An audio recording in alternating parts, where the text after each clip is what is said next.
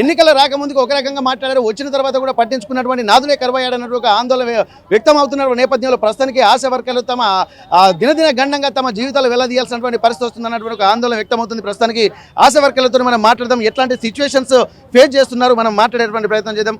అమ్మ, ఇప్పటివరకు మీరు ఫీల్డ్ మీదకి వెళ్తుంటా ఉంటారు, కానీ పని ఒత్తిడి వల్ల తట్టుకోలేకపోతున్నామని చెప్పి అంటున్నారు, జీతాలు సరిపోవడం లేదని చెప్పి అంటున్నారు, ఇప్పటివరకు పెండింగ్లో ఉన్నటువంటి బకాయిలు రావాలంటున్నారు, 18,000 జీతం ఇవ్వాలని చెప్పి ఇవన్నీ చెప్తున్నామని చెప్పి అంటున్నారు. కానీ మరి ఇప్పటికీ 27 నెలలు గడిచినప్పటికీ కూడా మరి ఎందుకు ప్రభుత్వం స్పందించలేదు అనుకుంటున్నారు? మీకున్నటువంటి సమస్యలు కూడా ఇన్నిసార్లు అధికారులు కూడా విన్నవించినప్పటికీ కూడా ఎందుకు స్పందన లేదనుకుంటున్నారు మీరు? ఆడవాళ్ళని 18,000 జీతం చేస్తే ఆశా వర్కర్లు ఆడవాళ్ళే రోడ్లు పని చేస్తున్నారు కదా, కింది స్థాయి నుండే పని చేస్తున్నారు. కాబట్టి మీకు అంగన్వాడీల కన్నా ఎక్కువ 18,000 జీతం ఇచ్చే బాధ్యత నాది అని చెప్పడం జరిగింది రేవంత్ రెడ్డి సర్కారు. అప్పుడున్న ప్రభుత్వము 3 సార్లు జీతం పెంచిండు, ఇప్పుడున్న ప్రభుత్వము ఒక్కసారి కూడా జీతం పెంచలేదు. 2.5 సంవత్సరాలు గడిచిపోయింది. 2.5 సంవత్సరాలు గడిచిపోయింది కదా, మరి ఒక్కసారన్నా అడుగుదామని మేము 14 రోజుల నుండి